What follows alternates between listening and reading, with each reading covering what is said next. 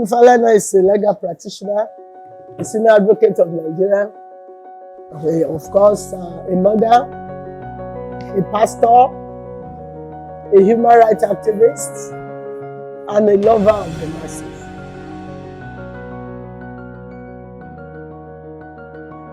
Lecturing is an act of teaching, imparting life, and I would say I was a lecturer at the University of Lagos in the Faculty of Law. But even before then, I was also a teacher.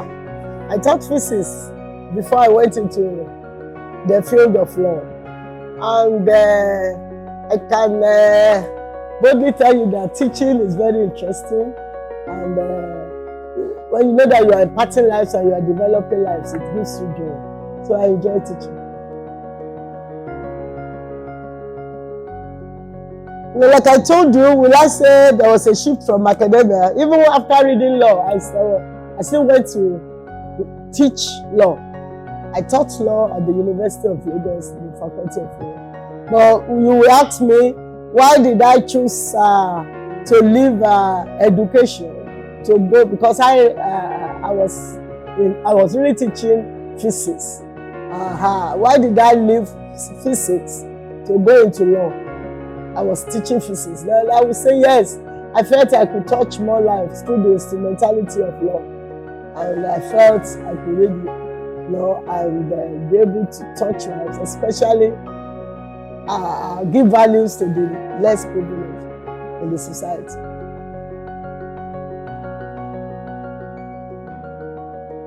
I am a senior advocate of Nigeria. Perhaps you didn't know that before. And my husband is a senior advocate of Nigeria.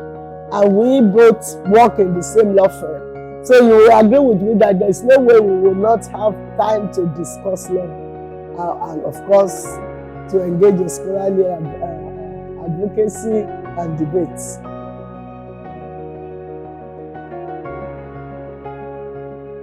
Well, I feel great and I'm happy about it. It's an achievement anybody will want to have, and I give all the glory to God.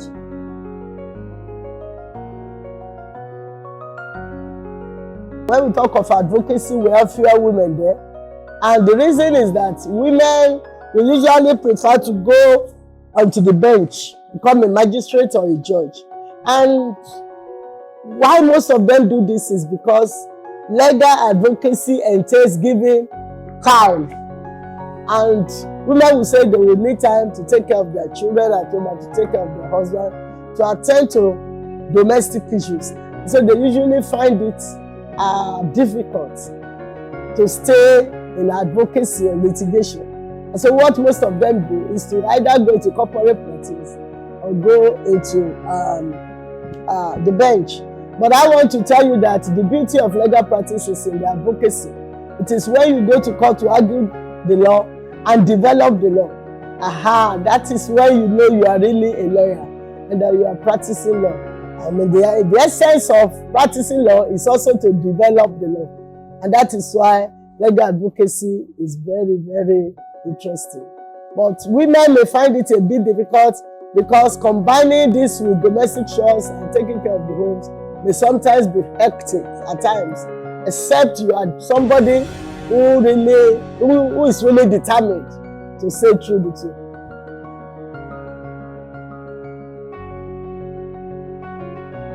Women, like I want to let you know today, God has created us to be multifunctional. So you can multitask.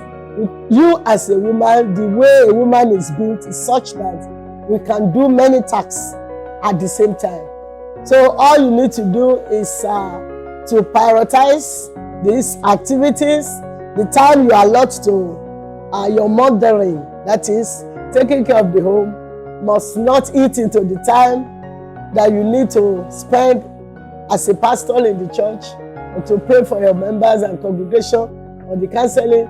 And that time, of course, must not also eat the time you're going to practice your law. So you just need to create time for each of these activities. And sometimes you can multitask and do two things at the same time.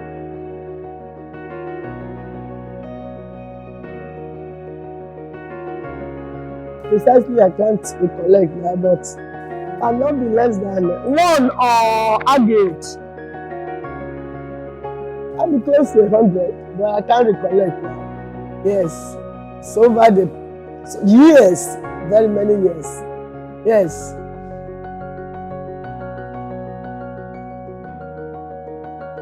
Yes. There are the criteria and the requirements that is recommended by the privileges committee of the that will enable you to be elevated into the rank of the senior advocate of Nigeria. Yes, you must have a specific number of cases at the Supreme Court. You must have gone through, not winning this way, but you must have done some specific number of cases also at the Court of Appeal, and of course some specific number of cases at the High Court. So all this will be put together, and of course you must have paid your practicing fee for 10 years as at when due. Tax, you must be a tax-paying citizen of the country. You must be in the right standing with the Bar Association which you belong to. You must also be operating such that you put a lot into pro bono work. Pro bono work is the work you do without collecting money. Yes, to the less privileged and the needy in the society. Like what we call legal aid. The legal aid we give to people who have no means of employing a lawyer. And we do that a lot because we are human rights activists.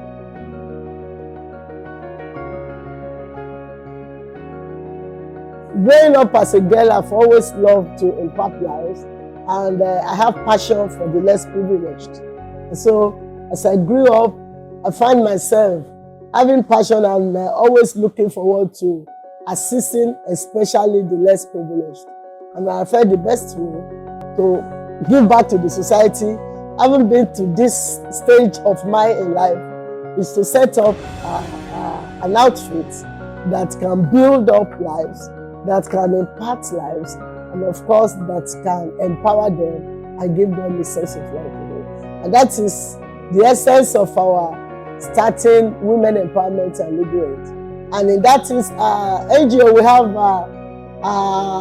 a vocational training institute that train the less privileged, survivors of domestic violence, survivors of violence and poverty in the society, and different acts of vocational training. Some learn tailoring, some hairdressing, some ICT, some shoemaking, and different times. And at the end of their training, they graduate and we give them tools and machines to start up life. All this we do at no cost to them, but at our own cost.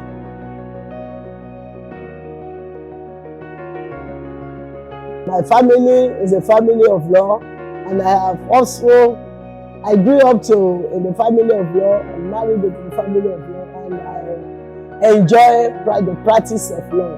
And perhaps that is also what has motivated me to have passion for the less privileged and always looking for a way to touch lives and resolve issues involving the breach of the rights of citizens.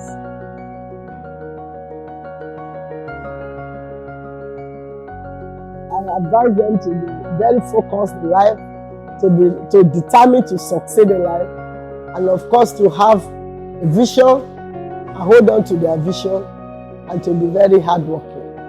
Even when the success is not coming at the time they want it, they should persevere and work harder. Success will surely come.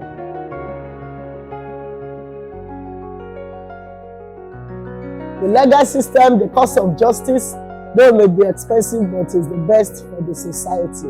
A lawless society is a society of anarchy. And if your right is breached, instead of taking the laws into your hands, please, you have a right of a day in court. Walk up to the court, and the court will take up your case for you. Always remember that the law is an ass, and everybody is entitled to hold it.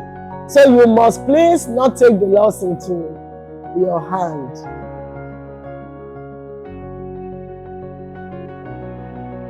Thank you for talking to me. Thank you, I appreciate it.